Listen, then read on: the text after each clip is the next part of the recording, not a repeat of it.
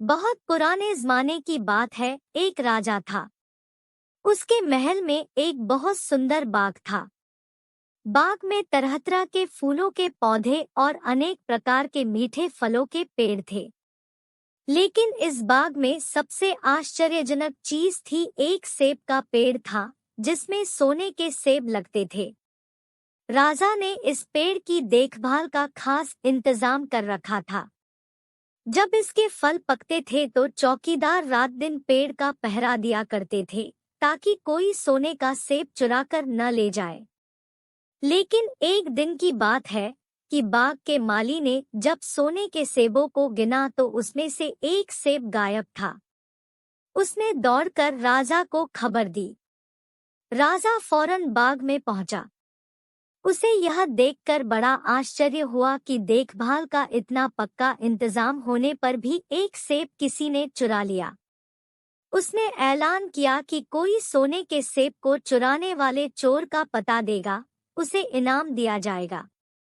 सबसे बड़े राजकुमार ने राजा से कहा कि रात में वह पहरा देगा और चोर को पकड़ने की कोशिश करेगा। राजा ने उसको इसकी इजाजत दे दी। बड़ा राजकुमार रात में पहरा देने लगा, लेकिन 2 घंटे बाद ही उसे नींद आ गई और वह सो गया। सुबह उठकर जब उसने सेबों को गिना तो वह देखकर चकित रह गया कि रात भर में एक और सेब गायब हो गया था। इसके बाद दूसरी रात को मंझले राजकुमार ने पहरा देने का काम संभाला। उसे भी नींद आ गई और तीसरा सेब चोरी हो गया। राजा बहुत चिंतित था। दरबारियों की भी समझ में नहीं आ रहा था कि क्या किया जाए। सब लोग उदास बैठे थे कि इतने में सबसे छोटा राजकुमार आया और उसने कहा कि आज की रात मैं पहरा दूंगा और चोर को पकड़ूंगा। राजा इस राजकुमार से खुश नहीं रहता था। वह उसे मूर्ख भी मानता था। उसने उसे डांटते हुए कहा, तुम क्या समझते हो, क्या तुम्हें इसमें सफलता मिलेगी? तुमसे बड़े और तुमसे ज्यादा समझदार दोनों राजकुमार इस काम में असफल हो चुके हैं। तुम जाओ अपना काम करो। लेकिन छोटा राजकुमार नहीं माना। उसने राजा से प्रार्थना की कि उसे एक मौका जरूर दिया जाए। अंत में राजा राजी हो गया। राजकुमार रात में पहरा देने लगा। उसने तय किया कि वह किसी भी हालत में नहीं सोएगा और चोर को जरूर पकड़ेगा। जब आधी रात हुई और 12 बजे का आखिरी घंटा बजा तो राजकुमार ने देखा कि एक सुंदर सोने की चिड़िया कहीं से उड़ती हुई आई और सेब के पेड़ पर बैठ गई। उसने देखते देखते सोने का एक सेब तोड़कर अपनी चोंच में पकड़ लिया। राजकुमार ने फौरन निशाना साधकर तीर चला दिया, लेकिन तीर चिड़िया को नहीं लगा और वह पंख फड़फड़ाकर उड़ गई। हाँ, इतना अवश्य हुआ कि उसका एक सुनहरा पंख टूटकर जमीन पर आ गिरा। दूसरे दिन सुबह राजकुमार ने राजा को सारी बात बता दी और वह सोने का पंख उनके सामने रख दिया। पंख इतना सुंदर और इतना कीमती था कि राजा उसे देखता ही रह गया। उसने कहा, अगर उस चिड़िया का एक पंख इतना सुंदर है तो वह पूरी चिड़िया कितनी सुंदर होगी। मैं चाहता हूँ कि उस चिड़िया को कोई पकड़ लाए। सबसे पहले बड़ा राजकुमार इस काम के लिए रवाना हुआ। चलते चलते वह एक जंगल में पहुंचा। वहां उसने एक लोमड़ी को एक पेड़ के नीचे आराम करते हुए देखा। राजकुमार ने मौका देखकर तीर अपने धनुष पर चढ़ा लिया। वह तीर छोड़ने ही जा रहा था कि लोमड़ी ने चिल्लाकर कहा, राजकुमार, मुझे मत मारो। मुझे पता है कि तुम सोने की चिड़िया की खोज में निकले हो। तुम मेरी राय मानो तो तुम्हारा काम जल्दी ही पूरा हो जाएगा। तुम इसी रास्ते से सीधे चले जाओ। शाम होने पर तुम एक गांव में पहुंचोगे। वहां तुम्हें आमने सामने 2 सराय मिलेंगी। एक सराय खूब सजी सजाई और सुंदर सी होगी, लेकिन तुम उसमें मत ठहरना। तुम उसके सामने वाली दूसरी सराय में ठहरना, जो बहुत मामूली और देखने में भी भद्दी सी होगी। ऐसा करने पर तुम्हारा काम आसानी से पूरा हो जाएगा। लोमड़ी का बात सुनकर राजकुमार को हंसी आ गई। उसने डांटकर कहा, भाग जा यहाँ से। मुझे तुम्हारी सलाह की जरूरत नहीं है। यह कहकर उसने तीर छोड़ दिया। लेकिन लोमड़ी बहुत चालाक थी। वह बचकर निकल भागी। राजकुमार आगे चलता गया। शाम को जब वह एक गांव में पहुंचा तो उसने देखा कि वहां सड़क के किनारे सचमुच दो सरायें थीं।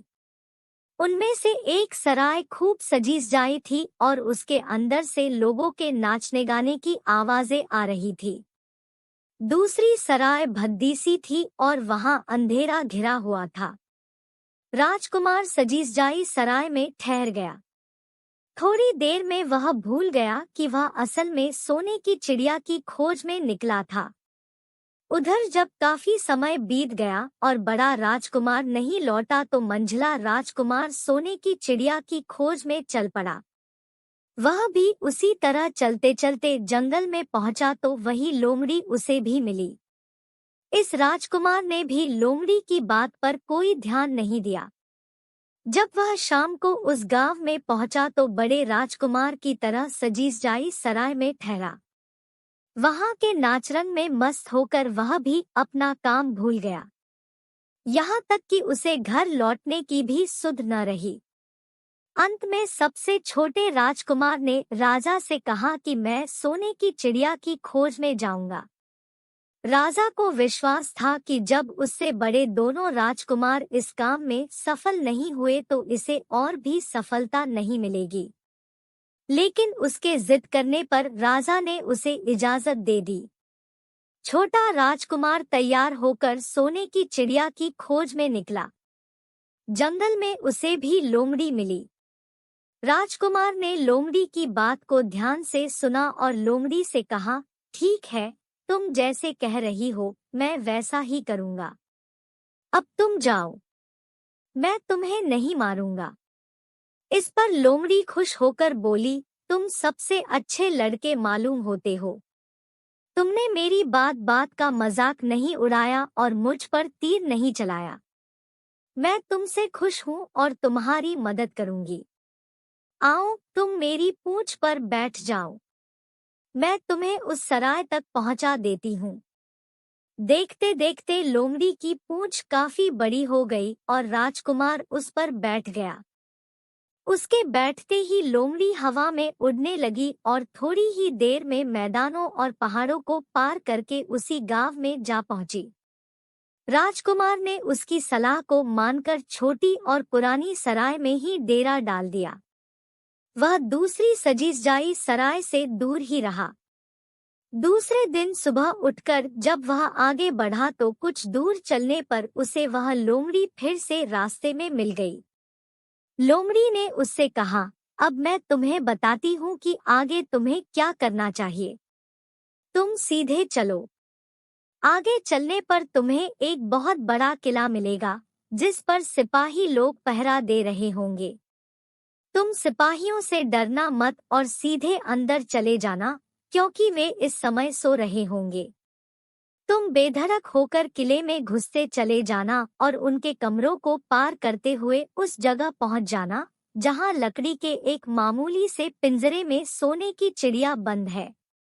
तुम चिड़िया को पिंजरे सहित उठाकर किले से बाहर ले आना। लेकिन एक बात याद रखना, चिड़िया के पिंजरे के पास ही एक बहुत सुंदर सा सोने का पिंजरा भी रखा होगा। तुम भूलकर भी चिड़िया को उस पिंजरे में मत रखना। मगर तुम उसे लकड़ी के पिंजरे में से निकालकर सोने के पिंजरे में रखने की कोशिश करोगे तो बाद में पछताओगे। यह कहकर लोमड़ी ने राजकुमार को फिर से अपनी पूंछ पर बिठाया और थोड़ी ही देर में उसको किले के पास पहुंचा दिया। राजकुमार ने किले का पास जाकर देखा कि सचमुच उसके पहरेदार सो रहे थे। वह बिना डरे सीधा महल में घुस गया और थोड़ी ही देर बाद वह उस कमरे में जा पहुंचा जहां सोने की चिड़िया एक पिंजरे में बैठी हुई थी। पिंजरे के पास ही सोने के 3 सेब पड़े हुए थे। इन सेबों को देखकर राजकुमार ने फौरन पहचान लिया कि ये सेब उसके पिता के बाग के ही थे। सोने की चिड़िया इतनी सुंदर थी कि राजकुमार उसको देखता ही रह गया। वह उसको उठाकर लाने ही वाला था कि उसकी नजर पास ही पड़े एक सुंदर से पिंजरे पर पड़ी। वह पिंजरा बहुत सुंदर था और उसमें तरह तरह के कीमती पत्थर जड़े हुए थे। सोने की चिड़िया के लिए वही पिंजरा ठीक मालूम पड़ता था। राजकुमार लोमड़ी की बात को भूल गया और उसने सोने की चिड़िया को लकड़ी के पिंजरे से निकालकर सोने के पिंजरे में बंद कर दिया। लेकिन नए पिंजरे में आते ही चिड़िया ने खूब जोर जोर से शोर मचाना शुरू कर दिया। राजकुमार पिंजरे को उठाकर कमरे से बाहर भी नहीं निकल पाया था कि बहुत से सिपाही कमरे में घुस आए और उन्होंने राजकुमार को पकड़ लिया। अब राजकुमार को अपनी भूल का पता चला। उसे याद आया कि लोमड़ी ने उससे क्या कहा था, लेकिन अब क्या हो सकता था। सिपाही उसे खींचते हुए राजा के दरबार में ले गए। राजा के पूछने पर राजकुमार ने सारी बात कह सुनाई। राजा बोला, तुम मेरे महल में चोरी करने के लिए घुसे थे। मैं तुमको माफ नहीं कर सकता। तुम्हें फांसी की सजा दी जाएगी। लेकिन मैं तुम्हें एक मौका देता हूँ। अगर तुम मेरे लिए सोने का घोड़ा ला दो तो मैं न सिर्फ तुम्हें छोड़ दूंगा बल्कि सोने की चिड़िया भी तुमको दे दूंगा। राजकुमार को अपनी जान बचाने के लिए राजा की शर्त माननी पड़ी। अब वह सोने के घोड़े की तलाश में निकला। किले के बाहर जाने पर उसने देखा कि लोमड़ी का उसका इंतजार कर रही है। उसने लोमड़ी को सारी बातें बताईं। लोमड़ी ने निराश होते हुए कहा, मैं अब तुम्हारी कोई मदद नहीं करूंगी। तुमने मेरे कहने के अनुसार नहीं किया। मैंने जिस तरह से कहा था, अगर तुम उस तरह से काम करते तो इस मुसीबत में नहीं फंसते और सोने की चिड़िया तुम्हें मिल जाती। राजकुमार बोला, इस बार मुझे माफ कर दो। मुझसे गलती हो गई। मेरा काम तुम्हारी सहायता के बिना नहीं चलेगा। मुझे राजा ने सोने का घोड़ा लाने के लिए कहा है, वरना वह मुझे फांसी पर चढ़ा देगा। लोमड़ी ने कहा, खैर, मैं तुम्हें माफ करती हूँ। अब तुम ऐसा करो कि मेरी पूंछ पर बैठकर सीधे चले चलो। कुछ दूर जाने पर तुम्हें एक दूसरा किला मिलेगा। उसी किले की घुड़साल में तुम्हें सोने का घोड़ा बंधा हुआ मिलेगा। महल के नौकर चाकर सब सो रहे होंगे। तुम चुपचाप जाना और घोड़े को खोल लेना। लेकिन एक बात याद रखना, वहां घोड़े के पास ही घोड़े पर कसने के लिए 2 जीनें रखी होंगी। उसमें से एक तो पुरानी चमड़े की जीन होगी और दूसरी सोने की जीन होगी। तुम सोने की जीन को छूना भी मत और उस घोड़े पर पुरानी चमड़े की जीन को कसकर सवार हो जाना और उसे दौड़ते हुए किले से बाहर चले आना। राजकुमार ने वादा किया कि वह ठीक ठीक वैसा ही करेगा। लोमड़ी ने उसको अपनी पूंछ पर बैठाया और कुछ ही देर में वह उसे ले किले के पास जा पहुंची। किले के पास पहुंचते ही लोमड़ी ने उसे नीचे उतारा और फिर वहां से चली गई। राजकुमार सीधा फाटक से किले में घुस गया। अंदर जाकर उसने देखा कि वहां के सभी नौकर चाकर सोए हुए थे। थोड़ी ही देर में वह किले की घुड़साल में जा पहुंचा। वहां एक बहुत सुंदर सुनहरा घोड़ा बंधा हुआ था। राजकुमार ने पास जाकर देखा कि वह घोड़ा सचमुच सोने का था। ऐसा सुंदर घोड़ा उसने सपने में भी नहीं देखा था। उसने आगे बढ़कर घोड़े को खोल लिया। जब वह बाहर निकलने लगा तो उसकी नजर एक कोने में पड़ी हुई सोने की जीन पर गई। यह जीन बहुत सुंदर थी और इसमें हीरे मोती जड़े हुए थे। उसके पास ही एक फटी पुरानी चमड़े की जीन पड़ी हुई थी। इतने सुंदर घोड़े पर पुराने चमड़े की जीन कसना राजकुमार को अच्छा नहीं लगा। उसने सोने की जीन उठा ली और घोड़े पर कसना शुरू किया। इतने में घोड़ा जोर से हिनहिना उठा। किले के नौकर चाकर जाग गए। थोड़ी ही देर में राजकुमार पकड़ लिया गया। राजकुमार को सिपाहियों ने हाथ बांधकर अपने राजा के सामने पेश किया। राजा ने सारी बातें सुनकर कहा, तुमने मेरे घोड़े को चुराने की कोशिश की है, इसलिए तुम्हें फांसी की सजा दी जाएगी। लेकिन अगर तुम मेरा एक काम कर दो तो मैं तुम्हें छोड़ सकता हूँ। यहाँ से कुछ ही दूर एक सोने का महल है और उसमें बहुत सुंदर राजकुमारी रहती है। अगर तुम अपनी जान बचाना चाहते हो तो उस राजकुमारी को मेरे पास ले आओ। तुम्हें इनाम में यह सोने का घोड़ा दे दूंगा। बेचारा राजकुमार, वह फिर से एक नई मुसीबत में फंस गया। उसे मजबूर होकर राजा की शर्त माननी पड़ी। अब वह सोने के महल की खोज में निकला। कुछ दूर चलने पर फिर उसे वह लोमड़ी मिली। पता नहीं कैसे लोमड़ी को सारी बातें मालूम हो गई थी। वह बोली, देखो, तुमने इस बार भी मेरी बात नहीं मानी। मेरी बात मान जाते तो यह नई मुसीबत तुम्हारे गले नहीं पड़ती। खैर, मुझे तुम पर दया आ रही है।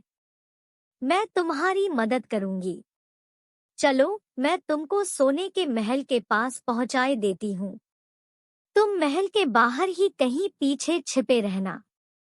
जब उसमें से शाम को राजकुमारी तालाब में नहाने के लिए बाहर आए तो तुम आगे बढ़कर उसका हाथ पकड़ लेना।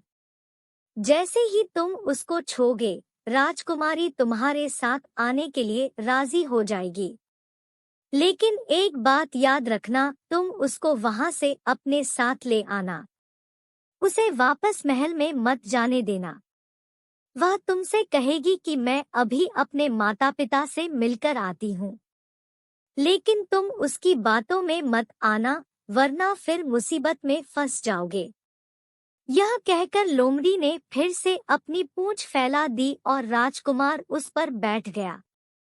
देखते देखते लोमड़ी हवा में उड़ती हुई कुछ देर बाद सोने के महल के पास जा पहुंची। महल के पास पहुंचते ही राजकुमार एक पेड़ की आड़ में छिपकर बैठ गया। शाम को जब राजकुमारी नहाने के लिए किले से बाहर आई तो राजकुमार ने हिम्मत करके आगे बढ़कर उसका हाथ पकड़ लिया। उसके छूते ही राजकुमारी उसके साथ चलने के लिए तैयार हो गई।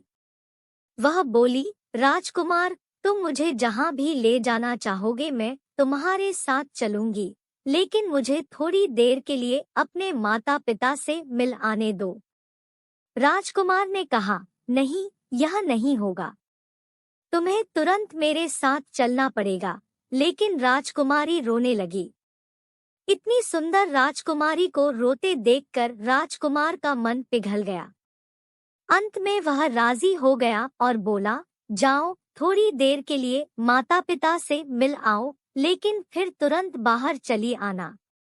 लेकिन राजकुमारी ने जैसे ही किले में पैर रखा, किले के पहरेदार जाग गए और उन्होंने राजकुमार को पकड़ लिया। राजकुमार बहुत पछताया, लेकिन अब क्या हो सकता था। सिपाहियों ने उसे अपने राजा के सामने पेश किया। राजा बहुत निराश था। उसने उसी वक्त हुक्म दिया, इस राजकुमार को फौरन फांसी पर चढ़ा दिया जाए।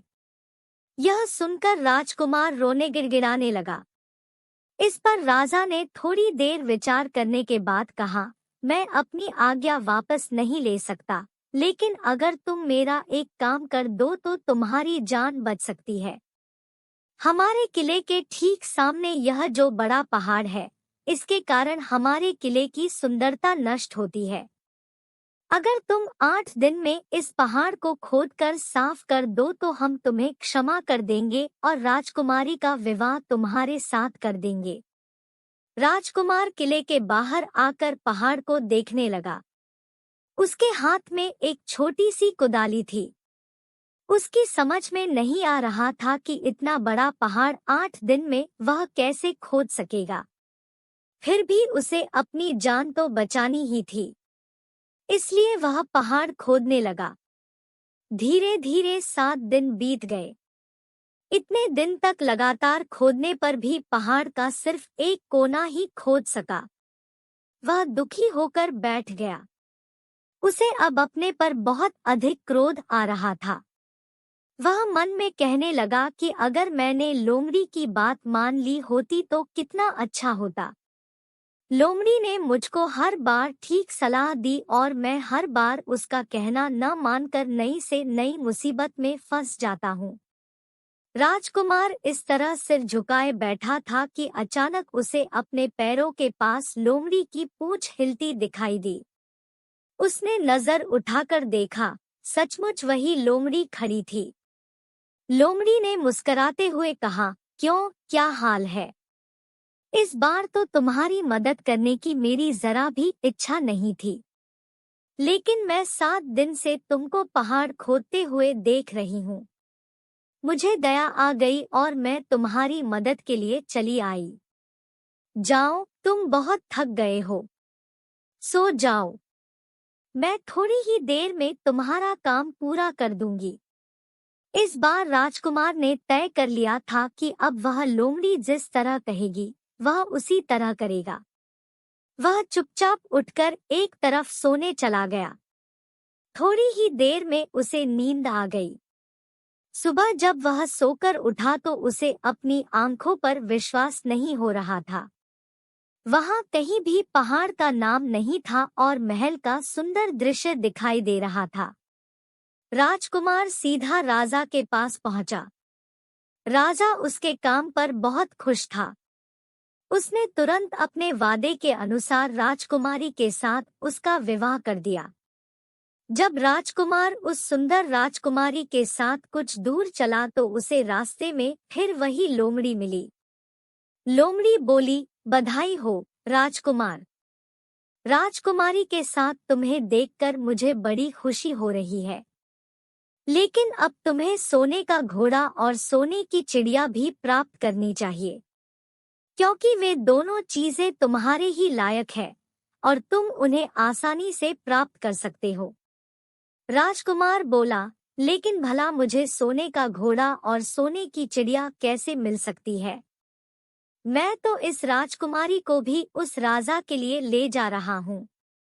लोमड़ी ने कहा, नहीं, तुम ऐसा काम कभी मत करना। इस राजकुमारी के साथ तुम्हारा विवाह हुआ है और यह अब तुम्हारी ही है। अगर तुम मेरे कहने के अनुसार काम करो तो तुम्हें सोने का घोड़ा और सोने की चिड़िया भी मिल सकती है। तुम पहले इस राजकुमारी को लेकर सोने के घोड़े वाले राजा के पास जाओ। राजा खुश होकर तुमको सोने का घोड़ा दे देगा। तुम घोड़े पर सवार हो जाना और सवार होकर सबसे विदा लेना। राजकुमारी से तुम सबसे बाद में विदा लेना। जैसे ही तुम राजकुमारी के पास पहुंचो, तुम उसे हाथ से पकड़कर घोड़े के ऊपर खींच लेना और घोड़े को दौड़ा देना। सोने का घोड़ा इतना तेज दौड़ता है कि दुनिया का तेज से तेज घोड़ा भी उसकी बराबरी नहीं कर सकता। जाओ, तुम पहले इतना काम पूरा करो। इसके बाद आगे का काम मैं तुम्हें बाद में बताऊंगी। मैं तुम्हें वहां रास्ते में मिलूंगी। राजकुमार ने ठीक वैसा ही किया जैसा लोमड़ी ने उससे कहा था। जब सोने के घोड़े वाले राजा ने खुश होकर उसे इनाम में सोने का घोड़ा दिया तो राजकुमार उस पर सवार हो गया और उससे विदा लेने लगा। अंत में वह राजकुमारी को उठाकर घोड़े को तेजी से दौड़ाता हुआ किले से बहुत दूर निकल आया। रास्ते में एक पेड़ के नीचे लोमड़ी उसका इंतजार कर रही थी। उसे देखकर लोमड़ी बोली, शाबाश, अब तुम सोने की चिड़िया भी प्राप्त कर लो। जब तुम सोने की चिड़िया वाले राजा के पास पहुंचोगे तो वह इस घोड़े को देखकर बहुत खुश होगा। तुम उससे कहना कि पहले सोने की चिड़िया का पिंजरा मेरे हाथ में दे दो, तब मैं यह घोड़ा तुमको दूंगा। जब वह पिंजरा तुम्हारे पास लाए तो तुम पिंजरा उसके हाथ से छीन लेना और घोड़े को दौड़ा देना। बस ऐसे चिड़िया तुमको मिल जाएगी और कोई तुम्हें पकड़ भी नहीं सकेगा। इस बार भी राजकुमार ने ठीक वैसा ही किया। वह राजकुमारी के साथ ही घोड़े पर बैठा रहा और जब राजा ने उसके हाथ में सोने की चिड़िया का पिंजरा दिया तो उसने देखते देखते एड़ मार दी और सोने का घोड़ा हवा से बातें करने लगा। कुछ दूर चलने पर लोमड़ी उसे मिली। राजकुमार ने उससे कहा, तुमने मेरी बड़ी मदद की है।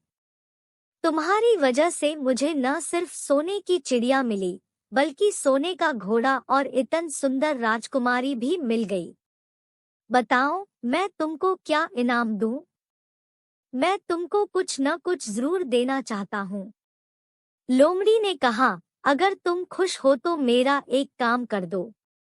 तुम एक तीर चलाकर मुझे मार दो। इस समय तुम यही सबसे बड़ा काम मेरे लिए कर सकते हो। राजकुमार ने कहा, भला यह कैसे हो सकता है? तुमने मेरी इतनी मदद की और मैं बदले में तुम्हें मार दूं? मुझसे यह नहीं होगा।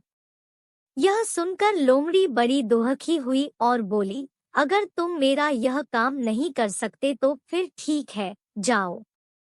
लेकिन मैं तुम्हारी भलाई के लिए ही कह रही हूँ कि तुम दो बातें जरूर याद रखना। एक तो तुम किसी कुएं की दीवार पर मत बैठना और दूसरे तुम ऐसे लोगों के लिए धन मत खर्च करना जिन्हें फांसी मिलने वाली हो। राजकुमार बोला, भाई, तुम भी अजीब हो। तुम्हारी बातें मेरी समझ में ही नहीं आती।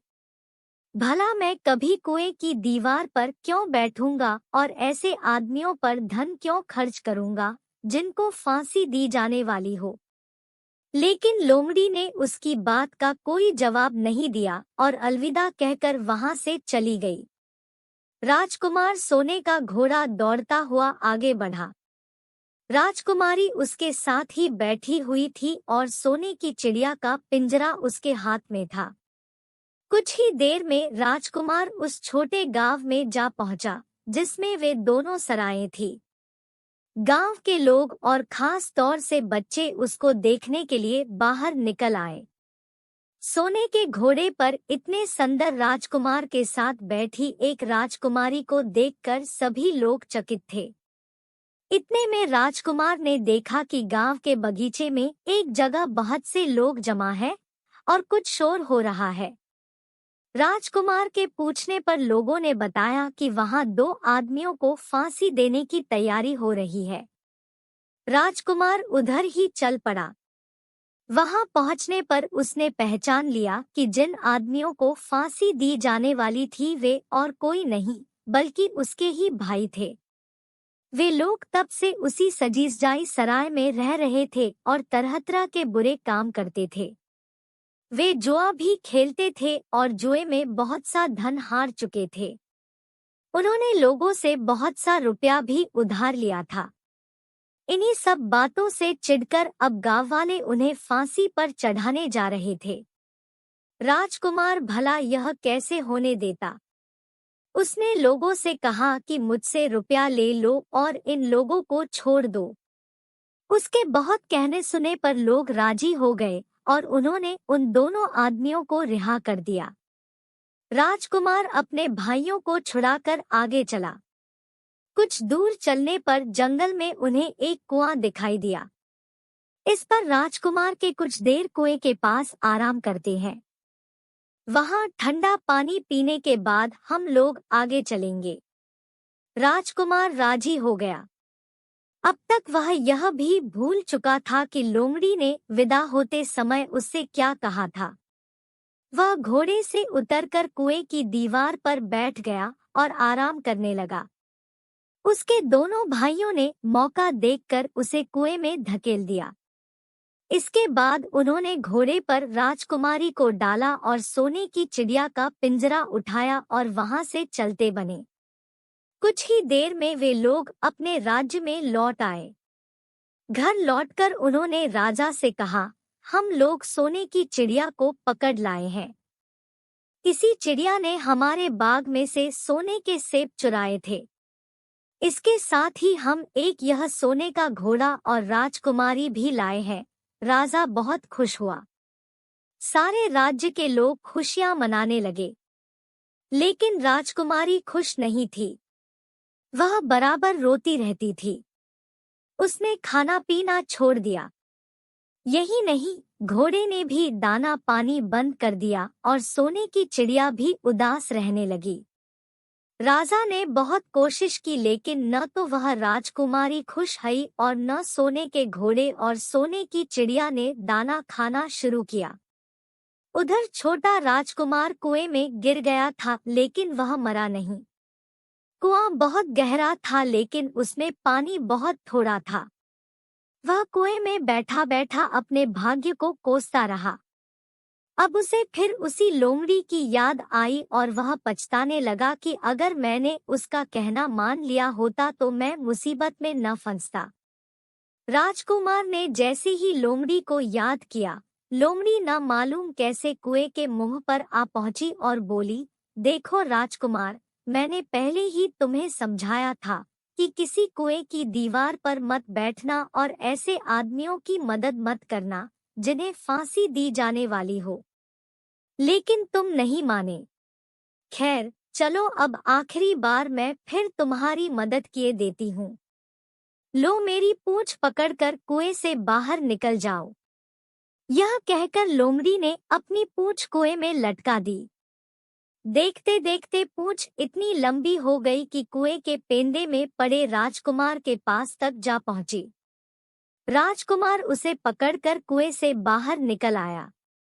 लोमड़ी ने उससे कहा, जाओ, अब तुम अपने घर जाओ, लेकिन जरा होशियार रहना। तुम्हारे भाई तुम्हारी जान के दुश्मन है। वे लोग जरूर तुमको ढूंढ रहे होंगे। राजकुमार घर की ओर चल पड़ा। अपने राज में पहुंचने पर उसे एक भिखारी मिला। भिखारी को उसने अपने सुंदर कपड़े दान में दे दिए और उनके भद्दे पुराने कपड़े पहन लिए। इस तरह भेष बदलकर वह अपने किले में पहुंचा। वहां उसके पहुंचने पर एक बड़ी आश्चर्यजनक बात आई। सोने का घोड़ा खुशी से हिनहिनाने लगा और दाना खाने लगा। सोने की चिड़िया भी अपने पिंजरे में खुशी से फुदकने लगी और गाना गाने लगी। राजकुमारी ने अपने आंसू पोंछ डाले और वह भी खुश दिखाई देने लगी। लेकिन राजा की समझ में कुछ नहीं आया। उसने राजकुमारी से इसका कारण पूछा तो वह बोली, मैंने तो पहले ही आपको सारी कहानी बता दी थी। आपके बड़े और मंझले राजकुमार ने छोटे राजकुमार के साथ धोखा किया है। इन्होंने आपको भी धोखा दिया है। लेकिन अब आपका छोटा राजकुमार यहाँ पर आ पहुँचा है, इसीलिए मुझे बेहद खुशी हो रही है। उसी के साथ मेरी शादी हुई है और मैं उसके साथ ही सुखी रह सकती हूँ। फिर उसने मैले कुचैले कपड़े पहने एक आदमी की ओर इशारा करते हुए कहा, वह रहा आपका छोटा राजकुमार। राजा ने भी अपने छोटे लड़के को पहचान लिया। अब राजा ने अपने छोटे बेटे के बारे में अपने विचार बदल दिए। अब वह उसको बहुत समझदार और बहादुर मानने लगा और उससे बहुत अधिक प्यार करने लगा। उसने उसको राजगद्दी पर बिठाने का निश्चय किया। बड़े और मंझले राजकुमार ने अपने छोटे भाई को ही धोखा नहीं दिया था, बल्कि राजा को भी धोखा दिया था। इससे राजा उनसे बहुत नाराज था। उसने उन दोनों को अपने राज्य से निकलवा दिया। इसके बाद बड़ी धूमधाम के साथ राजकुमारी के साथ राजकुमार का विवाह हुआ और दोनों सुख से रहने लगे। लेकिन राजकुमार उस लोमड़ी को नहीं भूला था जिसने उसकी सहायता की थी। एक दिन समय निकालकर वह जंगल में उस लोमड़ी की खोज में निकला। बहुत ढूंढने के बाद एक पेड़ के खोखले भाग में उसने उस लोमड़ी को चुपचाप बैठे हुए देखा। लोमड़ी बहुत उदास थी और पहले से बहुत ज्यादा दुबली भी हो गई थी। राजकुमार को देखते ही लोमड़ी ने उसे पहचान लिया और कहा, कहो राजकुमार, आज इधर कैसे भूल पड़े। राजकुमार ने कहा, मैं आज तुम्हें ही ढूंढने के लिए आया हूँ। चलो मेरे बाग में आराम से रहना, वहाँ तुम्हें किसी तरह की तकलीफ नहीं होगी। यहाँ तो जंगल में तुम्हें खाने पीने की तकलीफ होती होगी और जंगली जानवरों और शिकारियों का डर बना रहता होगा। लोमड़ी ने कहा, नहीं राजकुमार, मैं यहाँ ठीक हूँ, और भला अब तुम्हें मेरे दुहक से क्या लेना देना? तुम्हारा काम निकल गया। अब तुम सुख से अपने राज में रहो। राजकुमार बोला, नहीं, तुमने मेरा बड़ा उपकार किया है। मैं तुम्हें इनाम देना चाहता हूँ और अपने साथ ही रखना चाहता हूँ। राजकुमारी भी बहुत खुश होगी। वह भी तुमसे मिलना चाहती है। लोमड़ी बोली, अगर तुम सचमुच मुझे इनाम देना चाहते हो तो मेरा एक काम कर दो। मैंने तुमसे पहले भी कहा था कि तुम तीर चलाकर मुझे मार दो। इसी से मेरा लाभ होगा। असल में एक जादूगर ने मुझ पर जादू कर रखा है। मैं लोमड़ी नहीं हूँ। मुझे उसके जादू के प्रभाव से लोमड़ी के रूप में रहना पड़ रहा है। मैं तो उसी देश का राजकुमार हूँ जहाँ की राजकुमारी से तुम्हारा विवाह हुआ है। असल में वह राजकुमारी मेरी छोटी बहन है। अगर तुम तीर चलाकर मुझे मार दोगे तो इस जादू से मुझे मुक्ति मिल जाएगी और मैं फिर अपने देश लौट सकूंगा। राजकुमार को यह सुनकर बड़ा आश्चर्य हुआ। उसने फौरन अपने धनुष पर तीर चढ़ाया और लोमड़ी की ओर छोड़ दिया। तीर के लगते ही लोमड़ी मर गई और उसमें से एक सुंदर सा राजकुमार निकल आया। फिर दोनों राजकुमार आपस में गले मिले। इसके बाद दोनों राजकुमार वापस महल में लौट आए। वहां राजकुमारी अपने भाई से मिलकर बहुत खुश हुई। इस तरह की स्टोरीज के लिए हमारे चैनल को सब्सक्राइब करें, वीडियो को लाइक और शेयर करें। वीडियो देखने के लिए तहे दिल से आप सभी का धन्यवाद।